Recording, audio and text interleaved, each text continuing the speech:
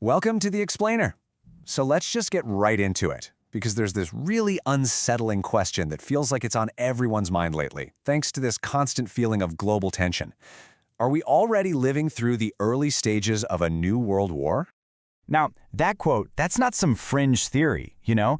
This is coming directly from experts who are looking at all the global conflicts happening right now. Their argument is pretty simple. It's already here. It just doesn't look like the wars we've seen before. So let's unpack the evidence from our sources. So to really get why some people are making this pretty alarming claim, you got to go back to one specific moment, a flashpoint that our sources say completely changed the game. It's like it flipped a switch, setting off this silent but really fast escalation. And here it is. According to the intelligence reports cited in our source material, this isn't just a rumor. It's been verified. NATO military personnel are now physically inside Ukraine. We're talking small, discrete teams, sure, but they are official. And that physical presence, well, that reportedly triggered what's being called a full emergency activation inside the Kremlin. Okay, so why is that such a big deal? Well, for Moscow, this specific action, NATO boots on the ground, that's not just another move. That's the red line, the one they've been talking about for decades. In their playbook, the moment that happened, the conflict stopped being indirect and became direct. You know, political scientist John Mearsheimer has a whole theory about this stuff. He'd argue this isn't even about simple aggression. It's more like a predictable and, frankly, super dangerous playbook that all big powers follow. A rival alliance gets too close to your border, and bam, this raw sense of insecurity just takes over. And that fear, it leads to a reaction that can start a chain reaction that's really, really hard to stop. But here's the thing. This new kind of global conflict, it looks nothing like what we saw in the 20th century. I mean, the tools are different, and the battlefields themselves have completely changed.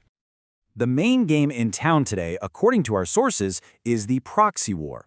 Think of it like this. A big, wealthy country basically pays for, trains, and arms a smaller country to fight its battles for it. It's a way to weaken your main rival without putting your own troops on the line. All of the conflict, none of the direct costs. And this is where it gets really wild. The old battlefields, with bombs and tanks, what the experts call kinetic warfare, they're still there. But now they've got a twin, the digital battlefield. We're talking about server farms, social media, AI-generated videos, all aimed at destabilizing a country from the inside out. You can literally cause chaos from thousands of miles away. It's warfare on the cheap, as one source puts it. And what's the result of all this? Well, check out this number, 59. That's how many states have erupted into war since just 2023. That is the highest number in a single year since 1946. Just let that sink in. We're not talking about one big war. We're talking about this messy global web of smaller interconnected conflicts that are stretching everyone thin. And that just makes the chance of one big mistake so much higher.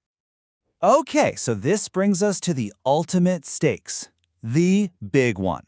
Because whenever these major powers are in conflict, whether it's direct or through proxies, you know there's always that nuclear shadow looming in the background.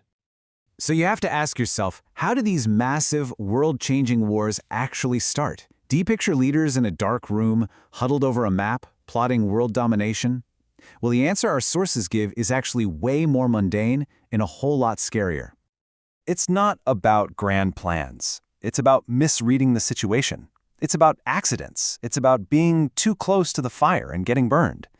A catastrophic war can start with something as simple as a misinterpreted signal, a drone strike that hits the wrong target, or just plain old fear.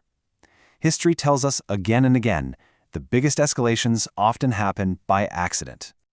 And that risk of a simple mistake is magnified by this number, 9.